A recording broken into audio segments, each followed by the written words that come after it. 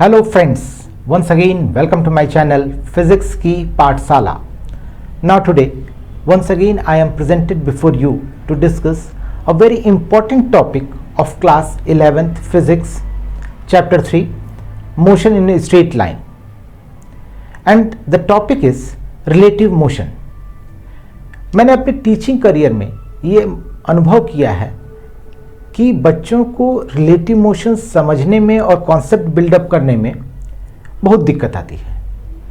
अच्छे से अच्छा बच्चा भी इसके कॉन्सेप्ट को बहुत अच्छे से समझ नहीं पाता, और जब भी न्यूमेरिकल प्रॉब्लम्स आती हैं तो उसमें इस कॉन्सेप्ट को अप्लाई करने में फेल होता है, जिसकी वजह से उसके मार्क्स पे असर पड़ता है. और ये टॉपिक होम एग्जामिनेशंस जो क्लास 11th के स्कूल लेवल पे होते हैं उसमें तथा कॉम्पिटिटिव एग्जाम्स में दोनों में ही पूछा जाता है. तो ये इस टॉपिक का कॉन्सेप्ट अच्छे से ना होना हमारा परफॉर्मेंस दोनों ही स्तर पर प्रभावित करता है. तो इस समस्या से निजात पाने के लिए चलिए आज हम लोग अच्छे से रिलेटिव मोशंस को डिस्कस कर लेते हैं.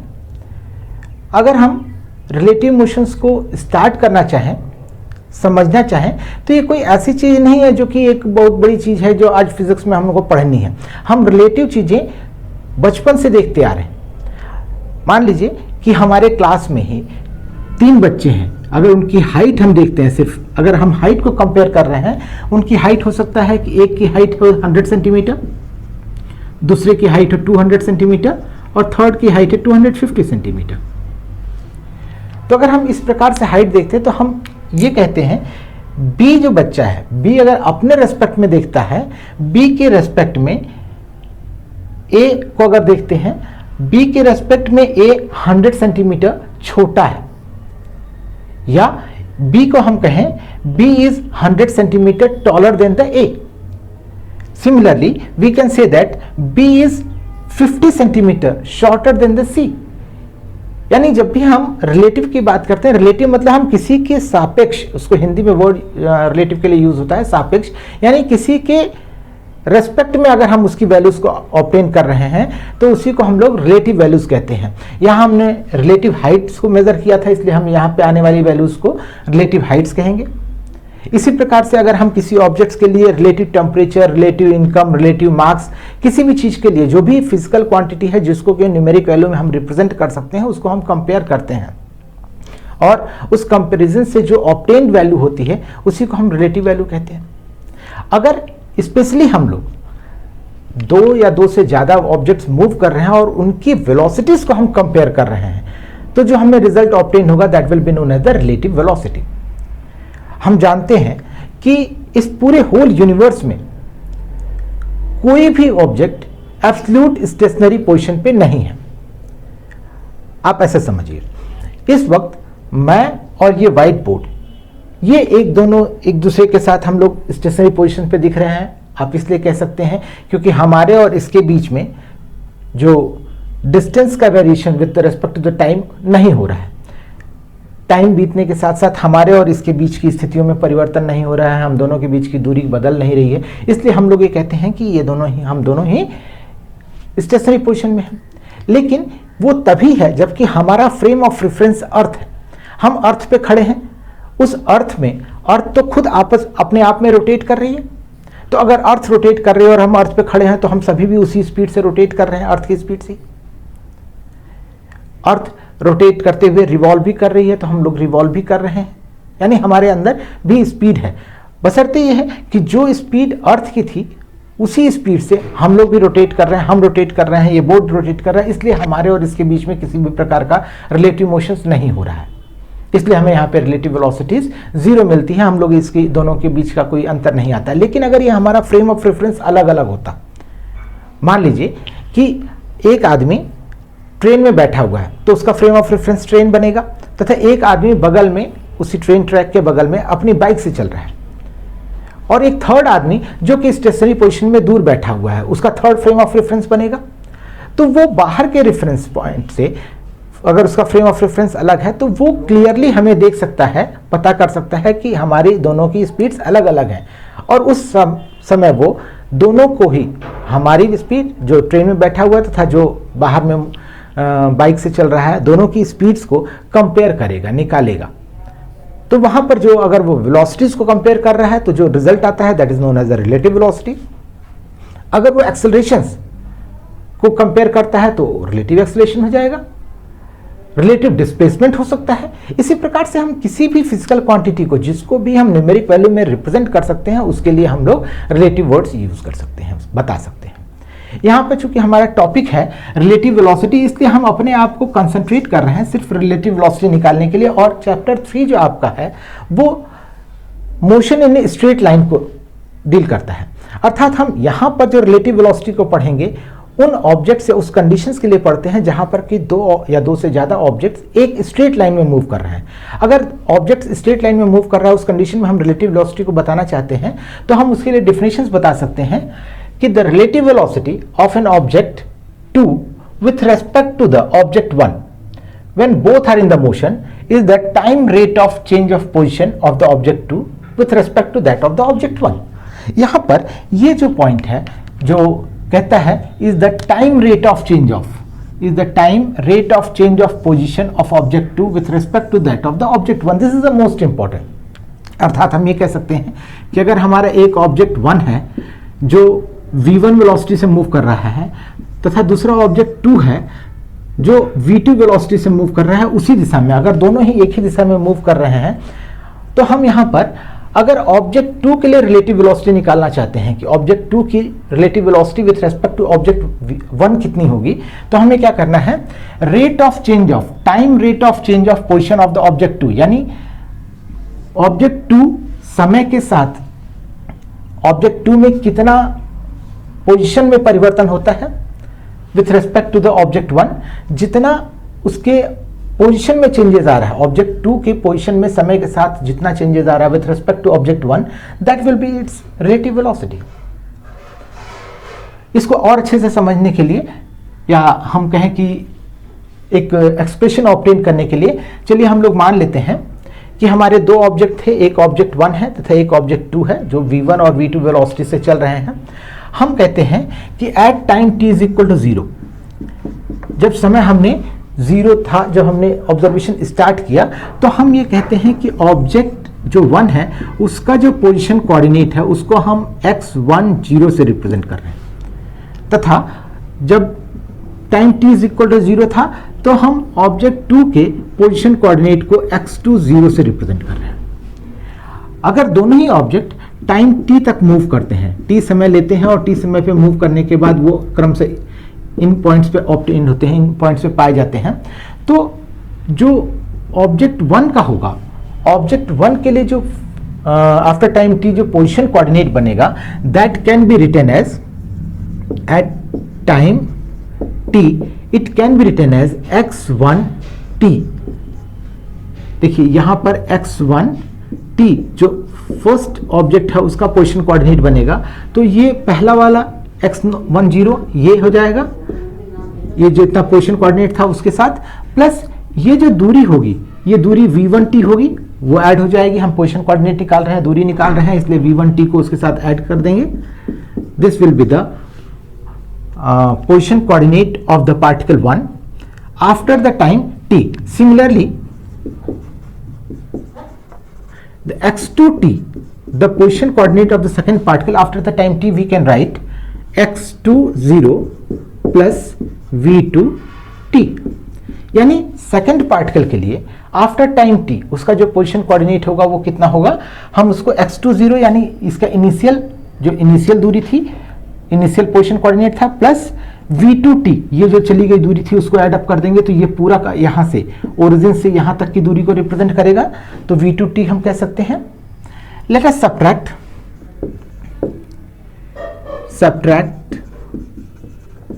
इक्वेशन 1 फ्रॉम इक्वेशन 2,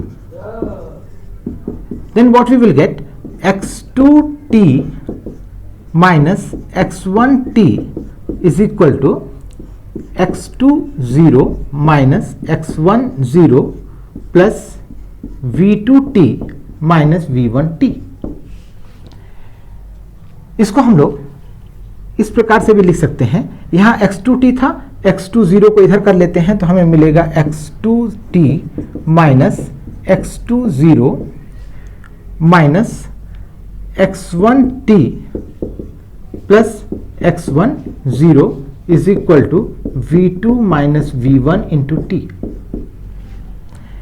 यहां पर अगर हम इस माइनस को बाहर कर लें, ब्रैकेट लगाते हैं, तो ये प्लस वाला माइनस हो जाएगा, कन्वर्ट हो जाएगा, साइन चेंज हो जाएगा। यहां पर इस x2t माइनस x2 0 का मतलब क्या हुआ? देखिए x2t यहां तक का पोजीशन कोऑर्डिनेट था, x1t 0 यहां तक का पोजीशन कोऑर्डिनेट था, तो x2t माइनस x1 0 इस चली हुई दूरी को रिप्रेजेंट करेगा। So to this we can write displacement of object 2 in time t। Object 2 के द्वारा टाइम t में चली गई दूरी को रिप्रेजेंट करेगा। सिमिलरली ये x1t minus x1 0 this will represent the displacement of object 2 in displacement of object 1, sorry, displacement of object 1 in time t। ये x1t माइनस x1 0 को रिप्रेजेंट करेगा। This is equal to v2 minus v1 into T. देखिए यहां पर object 2 के द्वारा चली गई दूरी टाइम t में, उसमें से हम ऑब्जेक्ट 1 के द्वारा चली गई दूरी उसी टाइम t में, इसको हम सब्ट्रैक्ट कर रहे हैं। तो जैसा हम लोगों ने डेफिनेशन में पढ़ा था कि हमें अगर रिलेटिव वेलोसिटी ऑब्जेक्ट 2 की निकालनी है with respect to the object 1 when both are in the motion is the time rate of change of position of the object with respect to that of the object। यानी हमें उसके position में time के साथ कितना परिवर्तन आ रहा है ये निकालना है। तो यहां पर हमें ये तो मिल रहा है कि टाइम t में उनकी पोजीशन में कितना अंतर आया। तो अगर हम पोजीशंस के अंतर को निकाल ले रहे हैं कि टाइम t के बाद उन दो ऑब्जेक्ट्स, ऑब्जेक्ट 1 तथा ऑब्जेक्ट 2 के पोजीशन में कितना अंतर आया है, तो उसी को हम लोग रिलेटिव डिस्प्लेसमेंट कह सकते हैं। यहां पर देखिए हमने अभी वर्ड्स रिलेटिव डिस्प्लेसमेंट यूज किया है क्योंकि हम यहां पे टाइम अभी नहीं, टाइम रेट नहीं निकाल पा रहे हैं, इसलिए हमने यहां पे रिलेटिव डिस्प्लेसमेंट वर्ड यूज किया। Relative displacement of object 2 with respect to object 1 is equal to v2 minus v1 into T. इस t को अगर इधर बुला लें तो हमारा क्या हो जाएगा, relative displacement of object 2 with respect to object 1 divided by t will be equal to v2 minus v1। अब देखिए डिफिनेशन जो हमने पढ़ा था is the time rate of change of position of the object 2। Object 2 के position में जो changes आएगा with time, time rate divide by t कर दिया, इसलिए टाइम रेट हो गया ये। Now this will represent the time rate of change of position of object 2 with respect to the object 1।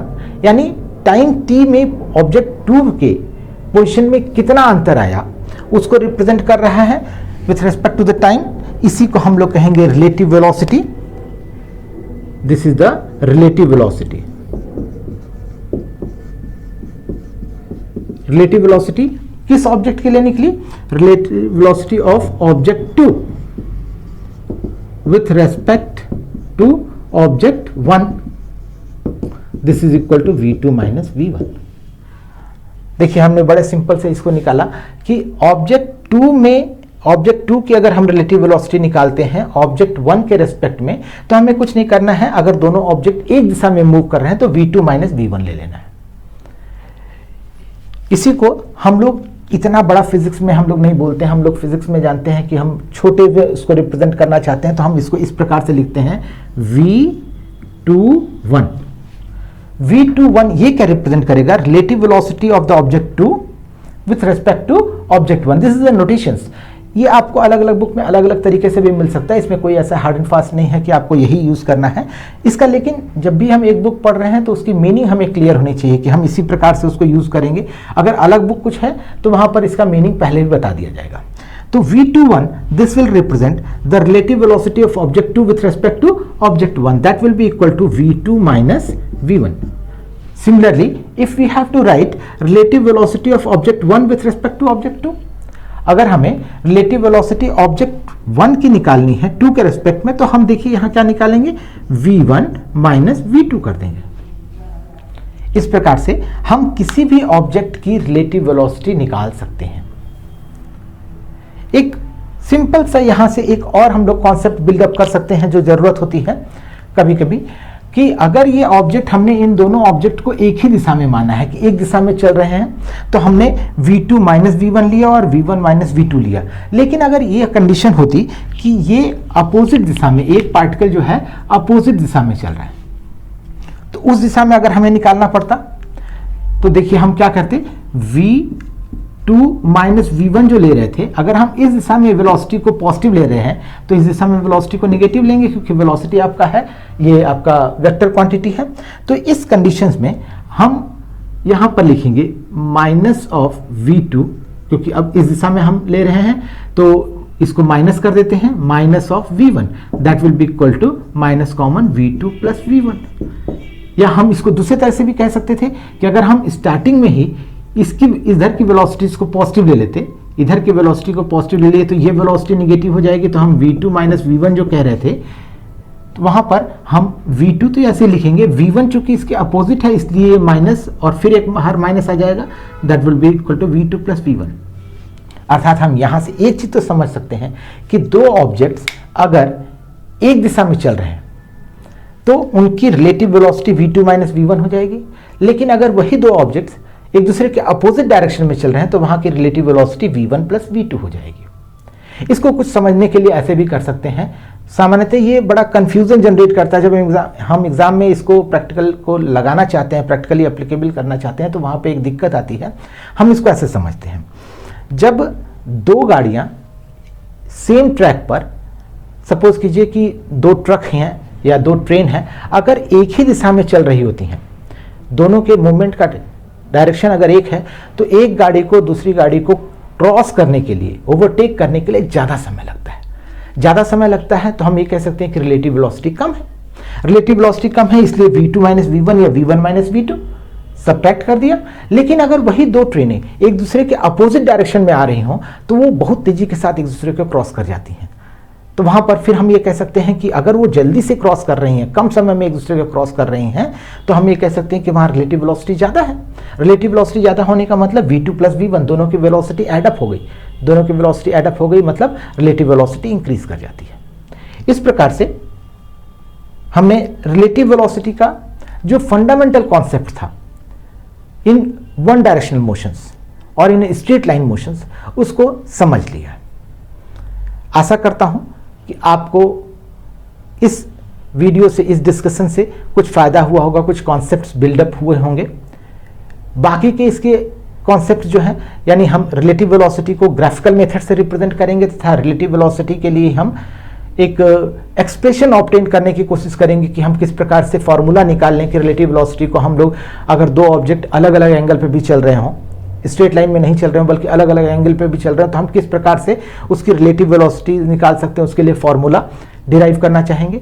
ये हम आगे आने वाले 2 वीडियोस में करेंगे। So today here I would like to conclude the discussions, I would like to stop the discussion, and if you are benefited then kindly watch the video completely and share it as much as possible with your near and dears. Be on the channels so that you can get the best concept regarding the relative velocity and regarding the physics of the class 11th and 12th. Thanks a lot. Thanks and bye bye till next video. Thanks a lot.